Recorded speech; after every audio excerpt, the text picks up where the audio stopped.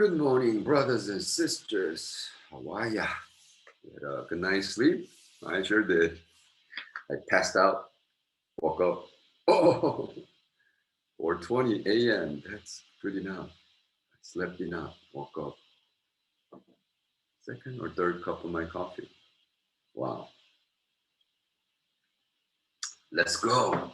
Chapter 20, day 178, March 16th, 2021. Let it begin in prayer, humbling ourselves before our Creator God, Jesus the Son, and Holy Spirit God, who's going to anoint us today, that we will have daily revival. Amen? That we'll live victoriously today, not because we are able, but He is. Let us pray. Yes, Lord, you are able, Lord, to make us victorious today. Help us, oh God, to live victoriously and give you credit, for you are only one who takes the credit, Lord. For I am weak and wicked. There's nothing in me or power to live victoriously today. I admit my weakness. So have mercy on us, O God. Give us your anointing and favor that I may live victoriously. In Jesus' name we pray. Amen.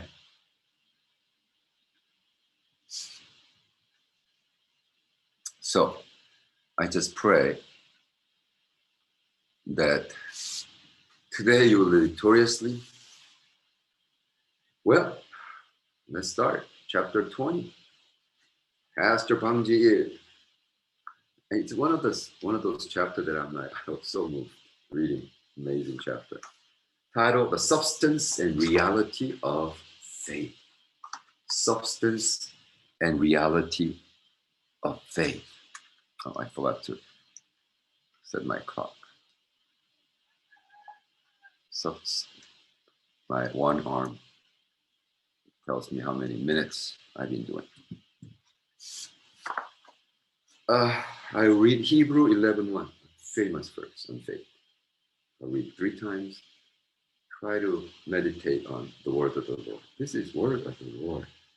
Now, faith is the substance of things hoped for, the evidence of things not seen. Now, faith is the substance of things hoped for, the evidence of things not seen. Now, faith is the substance of things hoped for, the evidence of things not seen. Amen. This is the word of the Lord. Do you believe that? Do you have faith for that? He continues to write, we cannot believe in Jesus in order to earn something or benefit here in this world. We cannot have the mindset of believing in Him because it seems good to do so, to rely or trust Him because it seems to be attractive. No, believing in Jesus means believing what He did on the cross has become my work. He really died on the cross. So it's like a brilliant writer. I mean, this is a simple book, but I could tell that why he authored 103 books. He would say a principle, then in subsequent chapters, he would revisit and say the same thing from different angles. Look at this flower. He's looking at it from the top, on the side, bottom, inside, outside in, left, right, all around, 3D, 4D dimension, talking about this flower, talks about this fake flower, white flower, pink flower, green leaves, from all these different angles. So he just talked about what is, in introduction, chapter 1 through 14. What is salvation? Right? What is salvation? How do you get saved? He talks about the cross. He talks about the resurrection. He talks about ascension. He talks about second coming. And then he flips it, and then he starts talking about it again, just like now. Now he's going to, in chapter 20, what is substance of reality of faith? Substance and reality. Now he's going to talk about the cross again. He's going to talk about the resurrection. He's going to talk about the ascension. He's going to talk about the second coming. In the context of, in the lens of faith. Isn't it amazing? So, you know the story of how 9 blind men went and touched, or 5 blind men, or 4 blind men, depending on which culture you're from, right? Every culture has that, telling, a blind man touching the nose of the elephant, trunk of the elephant, belly of the elephant, the tail of the other. Oh, it's like a big snake. Oh, it's like a pillar of a building. Oh, it's like a hose, big hose. And, right? But he is doing the same thing. And then he said, oh, new set of blinds, older blinds, younger blinds, different blinds, from the top view, bottom view, and inside out view, and go into the elephant, So he wants to make sure that we understand what salvation is. And when we are saved, how then we existentially live out our faith. And it's not a cognitive jargon fighting. It's not concept fighting the other concept. It's not taking out the word of God and try to kill other Christians who has a different view about the Bible. No. Very existential. We just talk about fundamental issue at a fundamental level without bringing nobody's theology. And so he becomes his own theology. He died in order to forgive sins. We trust in his righteous sacrifice. It might be too weak of an expression for the deed, but to believe in the cross means that I too died on the cross when our Lord died on the cross. That's what faith is. He's saying that you want to touch faith. You want substance of your faith, not see. You want the faith is some hope for evidence of not see. Wow. I mean, he concludes. His conclusion is this. Faith is evidence. He makes a claim. That's an argument. Faith is evidence, right? Testimony. And then believing is preaching. Faith is preaching. Faith is sermon. That's what he says. And then he concludes, faith is evangelism. Because you are showing something, right?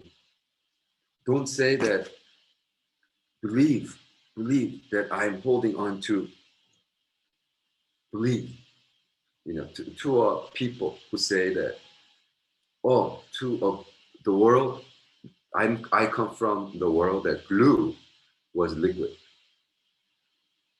Okay? And, all my life, every time I use glue, it was liquidy. Now I'm telling people that, I believe that this liquid glue can become a stick. People say, how can this? We never experienced glue that was a stick. Oh yeah, I believe that we could somehow condense it using some chemical, it could solidify, and you become a stick, and you could put it in a plastic cylinder and then market it as a glue stick. Nah, I believe it. Other people say, I don't believe it. I believe it. Well, show me. Well, here it is. Right? It's called glue stick. It took me a faith to believe. When they first introduced Elmer, because only time that I used this was liquid form. And one day I saw in the market that, you could make it into stick. Okay. So what my point is that what he's saying is the substance, existential reality of faith is to show. Imagine faith, if you could show what you believe like this, that's what faith is. Don't talk about believe. I believe. I believe. No. Show it. Faith is evidence. Without assurance, it is not real faith. Without evidence, it is not faith. With evidence of afterlife as proxy, faith is evidence. This is because faith is full assurance. I have gained evidence by faith. How do you know that? How do you know Jesus? How do you know Jesus resurrected? At age 18, I said, because I met him this morning. My existential experience with Jesus this morning, you are denying, and you are trying to say I didn't because you believe everything's relative. And you do not even absolutize your relativism.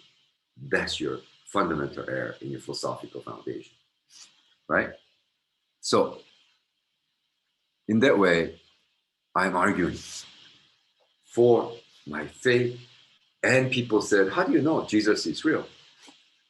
Jesus, my life, you don't see it? No? Here, this is my testimony.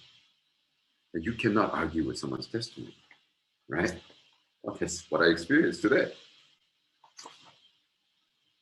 This morning, I got into this room and I said, "Good morning, Lord Jesus. Good morning, Holy Spirit. Thank you for this wonderful, wonderful morning, Lord.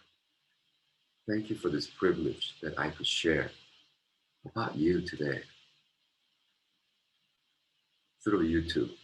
I thank God for YouTube. I thank God for this platform. I thank God for SoundCloud. I thank God for GBC, Global Broadcasting System, that I have access to. I thank God for academia.edu. I thank God for all this so that I could share, I could testify that you are real, Lord Jesus. Faith is evidence, testimony. And my faith, believing that, becomes what? My preaching. That's what he says. All truths are revealed and understood by faith. All problems are solved by faith. In this sense, those who possess correct faith have already obtained testimony by believing faith. Believing is preaching, he says. Wow. Faith is a sermon. Actually, more correct translation is Korean. 믿음은 설교다, which means believing is preaching, yes, or faith is a sermon. Real confirmation of faith is displayed by those who possess faith, and those that interact with such believers, even without knowing, begin to have the same faith as well. Convicted faith evangelized naturally. Thirdly, in Korean, I'm translating now. Faith is evangelism. Therefore, faith is mission.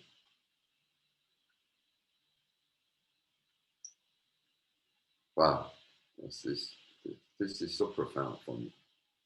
What is mission? Faith. And then work it backwards. And then you come to, you arrive at what faith is. I mean, something that I need to teach missionaries. Teach myself first, convince myself. Wow, without faith, you can do mission. And then he does something very peculiar. Pastor Bang does something very peculiar. In the last segment of the three things, he writes, "My children do not belong to me, they belong to God." Or the correct translation should, why it is true. My children do not belong to me, they belong to God. I said, that's strange. He did not mention anything about that here.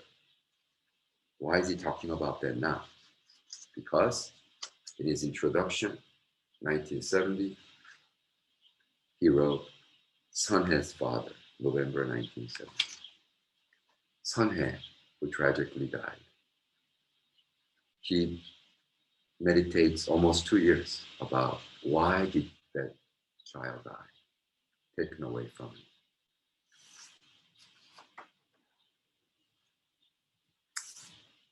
Wow, it just, I just had goosebumps all over. Wow. What he's saying is, do you have faith? Like Job? When Job, in the report coming to him that all your possession gone, all your children die instantly in one spot, he rips his clothes and says, naked I come, naked I will worship the Lord of my salvation. Wow. But at age 18, when I became born again and encountered Jesus, when I read that, I said, I have same faith. I could have same faith until I had my own children. Until, in a way, God started taking them away.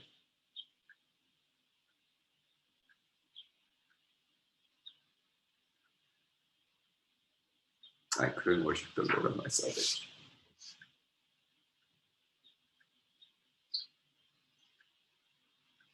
Because I thought children belong to me.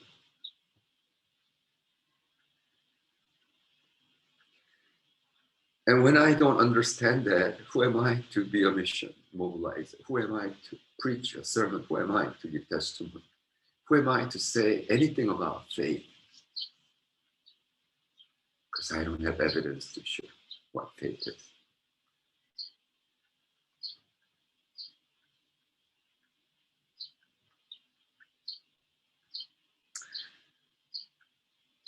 My children do not belong to me, they belong to God.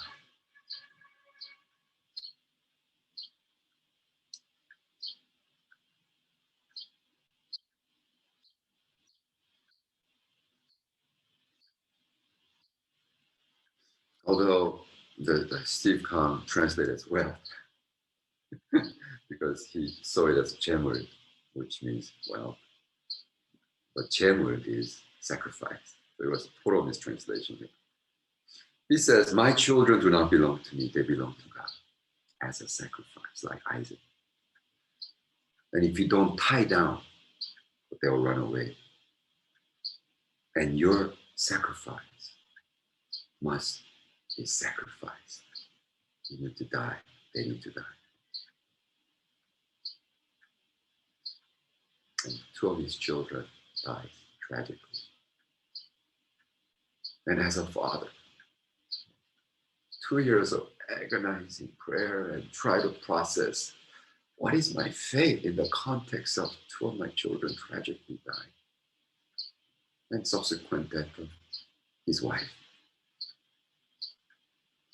through another terrible circumstance. He said, let me show you what my faith is.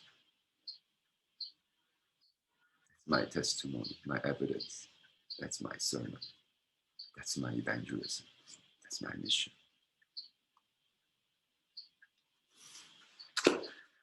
Lord God, come help us to have faith such as that will make unseen faith visible, untouchable faith touchable through our faith. Thank you, Lord. Our brothers and sisters will come to terms in such faith. In Jesus' name. I pray there will be impartation of such noble faith. Amen. Love you. See you tomorrow, brothers and sisters.